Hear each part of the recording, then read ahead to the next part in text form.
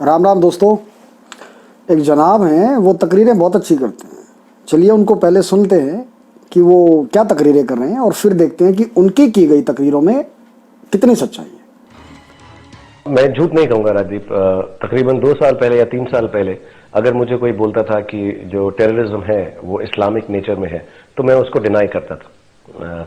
लेकिन अब मुझे एक समझ आ गई है कि ये जो टेररिस्ट जो इस्लाम फॉलो कर रहे हैं वो हमारा इस्लाम है ही नहीं, वो हमारा धर्म है ही नहीं। क्योंकि एक अल्लाह की आवाज है जो हमारी होली बुक कुरान के अंदर लिखी हुई है। अगर उसको हम अपना इस्लाम का धर्म माने तो उसमें कहीं पर भी किसी भी जगह पर ऐसा मेंशन नहीं है। मैं आपको दो एग्जांपल देना चाहूंगा। जैसे हमारा एक सूरह मोयदा है, वर्स 32 33, और मैं अंग्रेजी में ज्यादा पढ़ता हूं कुरान कि मैं अपने बच्चों को समझा सकूं। उसमें बहुत क्लियरली लिखा हुआ है कि अगर आप मेरे एक इंसान को मुसलमान को नहीं, हिंदू को नहीं, मेरे एक इंसान को हील करते हैं तो आप मेरी पूरी मैनकाइंड को हील करते हैं। अगर आप मेरे एक इंसान को दर्द पहुंचाते हैं, दुख पहुंचाते हैं, तो आप मेरी पूरी मैनकाइंड को ये दुख दर्द पहुंचाते हैं। कहीं पर भी इस्लाम के कुरान में, हमारी होली बुक में या प्रॉफिट मोहम्मद में कहीं भी ऐसा नहीं बोला है। उल्टा as a matter of fact लिखा गया है कि अगर वॉर भी हो, अगर आप वॉर में भी हैं, जो हो सकती है, औरत, बच्चा, जानवर और क्रॉप्स को डिस्ट्रॉय नहीं किया जाएगा। और ऐसा इंसान जो करेगा उसको किसी भी तरह से जन्नत नहीं, उल्टा जो खुदा है वो उसके साथ और भी बुरा करेगा। तो ये जो इस्लाम है हमारी, आई थिंक अल्लाह की आवाज, अल्लाह की जुबानी है। और दूसरा जो इस्लाम ये लोग फॉलो कर रहे हैं, आई एम सॉरी टू से, मैं किसी के एंटी नहीं जाना चाहता, लेकिन वो मुल्ला की जुबानी है। और मुझे ये मैं ये एक्चुअली सबसे हाथ जोड़ के विनती करता हूं कि किसी भी धर्म में, चाहे वो हिंदू है, चाहे वो क्रिश्चियन है, चाहे वो इस्लामिक है, प्लीज अगर आप किसी तरह से जो जवान हमारी पीढ़ी है उनको हमारी किताबों का सही मायना समझा सकें। क्योंकि किसी भी किताब में, चाहे गीता है या कुरान है या बाइबल है, कहीं ऐसा नहीं लिखा हुआ कि अगर आप किसी को दुख पहुंचाएंगे तो आपको जन्नत या हेवन या अच्छी जगह पर या खुदा अच्छी तरह से रखेगा। अभी आपने जिन साहब की तकरीरें सुनी, इनको तो आप अच्छे से जानते होंगे। तो आइए इनकी तकरीरों का पोस्टमार्टम करते हैं कि उनकी सच्चाई कितनी है। सबसे पहले इन्होंने कहा कि कोई टेररिज्म नहीं है। वैसे तो बहुत सी बातें हैं, लेकिन मैं आपको बस 2-3 उदाहरण स्वरूप दे रहा हूं। और ये अलग अलग आलिमों के ट्रांसलेशन हैं। चूंकि ये इंग्लिश में पढ़ता है तो इसको एक एक इंग्लिश का ट्रांसलेशन भी देते हैं। इनको स्वयं पढ़िए और कमेंट करके बताइए कि आपको क्या लगता है। आगे इन जनाब ने सूरा मायदा, यानी कि जो 5 नंबर की जो सूरह है, उसकी आयत नंबर 32 इन्होंने कोट की। और इन्होंने कहा कि उसमें एक इंसान का जिक्र है, मुसलमान का नहीं है। तो पहले इसको भी जांच लेते हैं। आज इब्ने कसीर जो है वो सबसे ऑथेंटिक है। मैं आपको उसी की तफसीर दिखा देता हूँ। शब्दों को अंडरलाइन भी किया है ताकि पढ़ने में कोई असुविधा ना हो। तो इसको पढ़कर आपको समझ आ गया होगा कि ये जनाब जो हैं वो सफ़ेद झूठ बोल रहे हैं। लेकिन जो बोल रहे हैं उसका कारण मैं आपको वीडियो के अंत में बताऊंगा कि ये क्यों झूठ बोल रहे हैं। अब सबसे पहले जरा इस पूरी आया को समझ लेते हैं, क्योंकि ये वो आया है जिसे आप दुनिया भर के मुसलमानों के मुंह से दुनिया में घटित होने वाली आतंकवाद की तमाम घटनाओं के बाद सुनते होंगे कि इस्लाम का आतंकवाद से कोई संबंध नहीं है, या इस्लाम के नाम पर किसी भी बेगुनाह के कत्ल की इजाज़त नहीं है। और भी अलग अलग बातें सुनने को मिलती ही होंगी। और अपनी बात की पुष्टि करने के लिए वो प्रमाण स्वरूप इसी आया को आपके सामने रखते हैं। तो एक बार फिर से हम इस आयत को पढ़ते हैं। वैसे इसके आगे और पीछे की जो है ना आया, वो इसका सारा भेद खोल देती है, लेकिन फिलहाल हम इसी पर कंसंट्रेट करते हैं। साइड में दी हुई है, आप उसको पढ़ लीजिए। ये आया इंसान के कत्ल की न केवल मजम्मत करती है, बल्कि एक इंसान की जान की कीमत पूरी इंसानियत की जान के बराबर रखती है। यहाँ तक तो सब ठीक है, क्योंकि वहाँ इंसान नहीं मुसलमान लिखा है और आपको मैंने इसकी तफसीर में दिखा भी दिया है। लेकिन क्या इस्लाम के नाम पर तलवारें भांजने और आतंकवाद फैलाने वाले इस आयत से अनभिज्ञ हैं? जाहिर है वो नहीं है। लेकिन बकौल किसी भी मुसलमान के आसमानी किताब में जर्रा भर की तब्दीली नहीं है, और वो पूरी दुनिया में एक ही है। फिर क्या वजह है? कि इस पर अमल नहीं होता। दरअसल इस आया को ये लोग हमेशा एक झूठ फैलाने के लिए प्रचारित करते हैं। इस आया का महज एक वाक्य इस तरह से आपको बताते हैं कि वाह क्या भलाई की बात लिखी है भाई, लेकिन ऐसा कुछ नहीं है भाई। इस आया में स्पष्ट निर्देश है, आप स्वयं पढ़ सकते हैं कि इसमें क्या लिखा गया है। इसके कुछ शब्दों पर मैं आपका ध्यान आकर्षित करना चाहूंगा क्योंकि पूरा खेल जो है ना वो इन्हीं शब्दों का है, जिसको ये आपके सामने कभी एक्सप्लेन नहीं करते। क्यों नहीं करते? तो खैर, जैसे क्या लिखा है, जिसने किसी इंसान को कत्ल के बदले या जमीन में बिगाड़ फैलाने के सिवा किसी और वजह से कत्ल कर डाला, उसने मानो सारे ही इंसानों का कत्ल कर दिया। अब यहां ये जो हैं, जिसने किसी इंसान को कत्ल कर दिया, बस इतना ही बोलेंगे। ये लोग जमीन में बिगाड़ फैलाने को कभी स्पष्ट नहीं करेंगे। दूसरा, किसी और इंसान के कत्ल के बदले कत्ल को हम समझ सकते हैं, हालांकि वहां भी स्पष्टता यह है कि अगर काफिर का कत्ल किया गया तो उसकी सजा क्या है, क्योंकि काफिर तो इंसान है ही नहीं, इंसान केवल मुसलमान है। काफिर is the worst of the creature.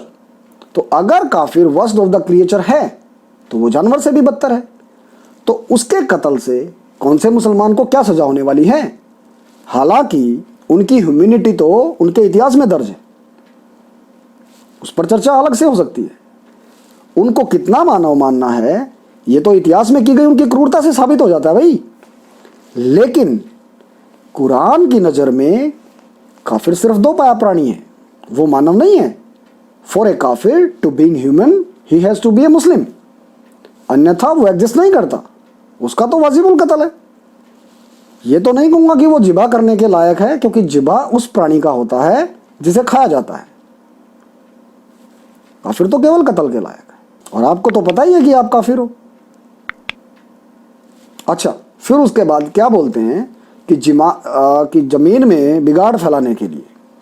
अब ये बिगाड़ का क्या मामला है भाई? जमीन में बिगाड़ यानी क्या? यहां वो चुप्पी लगा लेते हैं। आप उनको कुरेदोगे तो वो बोलेंगे नहीं नहीं नहीं नहीं नहीं नहीं। अधिक जोर देकर पूछोगे कि देखो बिगाड़ लिखा है, तो बिगाड़ का क्या मतलब, तो वे कहेंगे बिगाड़ है तो बिगाड़। अरे भैया आपकी नज़र में बिगाड़ क्या है? तो वो आपको डराएंगे और कहेंगे कि आप ही वो बिगाड़ पैदा करते हो।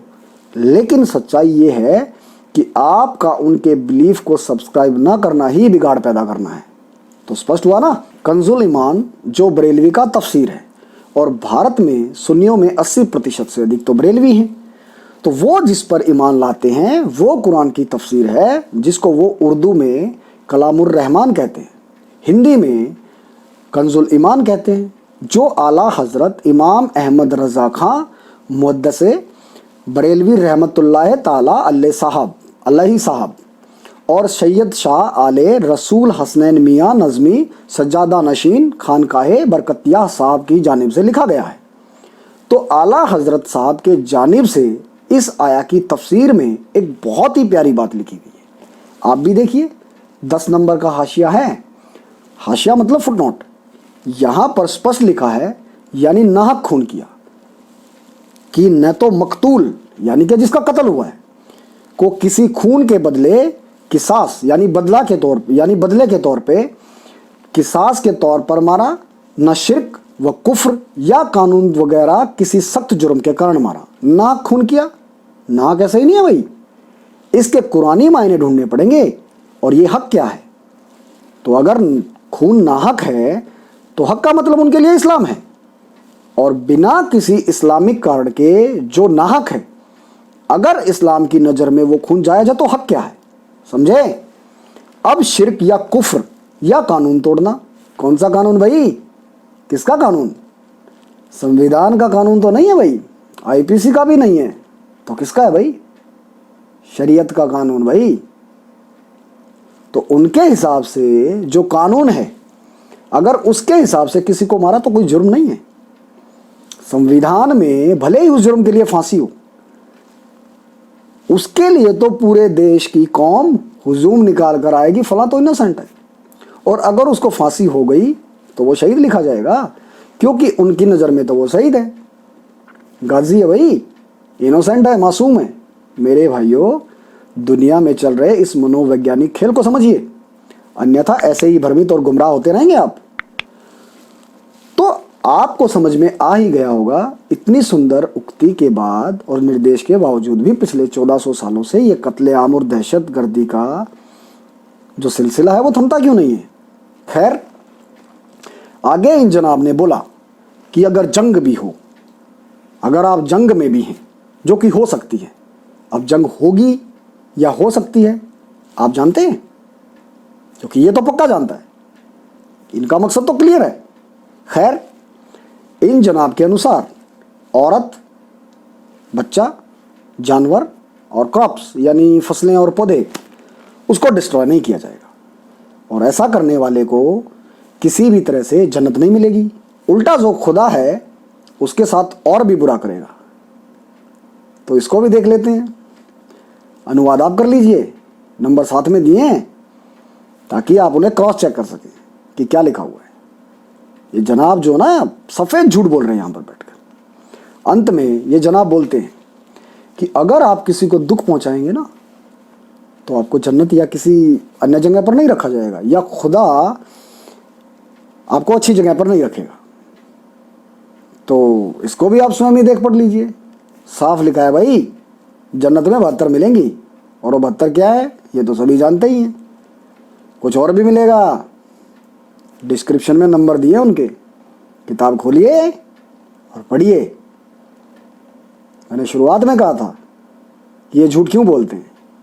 दरअसल ये लोग जो है ना वो अपनी सेलिब्रिटी इमेज का इस्तेमाल करते हैं। लोग इनसे सवाल नहीं पूछते और ये ऐसी बकवास करके निकल जाते हैं जो सिवाय झूठ के कुछ नहीं होती। सामने बैठकर जो इसका इंटरव्यू कर रहा है उसके बारे में तो सभी जानते हैं कि वो कितना शातिर, मक्कार और कितने झूठ बोलता है, वो भी पूरी बेशर्मी के साथ, और फिर भी अपनी हरकतों से बाज नहीं आता। ये वही है जो चम्मच चम्मच और डिपार्टमेंट वाले हैं ना, उन्हीं में से है ये। मित्रों, ये आजकल का एक ट्रेंड निकल आया है कि आप ऐसे लोगों के साथ इंटरव्यू कीजिए जो आपसे कुछ पूछने वाले नहीं है। उनके लिए तो ईश्वर दर्शन हो गया और ईश्वर दिख गए, भगवान दिख गए और हो गया काम। वो गाना भी है ना, बैठ मेरे पास तुझे देखता रहूं, तू बोलता रहे मैं सुनता रहूं। खैर, जो भी है, ये पूरा का पूरा इंटरव्यू जो है ना वो सिवाय एक झूठ के पुलिंदे के कुछ नहीं है। और ये दोनों गजब की एक्टिंग कर रहे हैं। तो इन दोनों की एक्टिंग के लिए ठीक है। वैसे एक बात नोट कीजिएगा, इन जनाब के अनुसार जो है ना कैमरे को ये अपनी गर्लफ्रेंड मानते हैं, जिससे इनका डर जो है वो भाग जाता है। लेकिन यहाँ तो इनके चेहरे की हवाइयाँ उड़ी हुई हैं क्योंकि सब्जेक्ट ही ऐसा था और अभ्यास भी तो नहीं है ना। चैनल को सब्सक्राइब कीजिए, बेल आइकन दबाइए ताकि आप तक नोटिफिकेशन पहुँचते रहे। और जानकारी अच्छी लगी है तो इस वीडियो को आगे बढ़ाइए ताकि दूसरे भी इन बातों को समझ सकें। चलिए, जय श्री राम।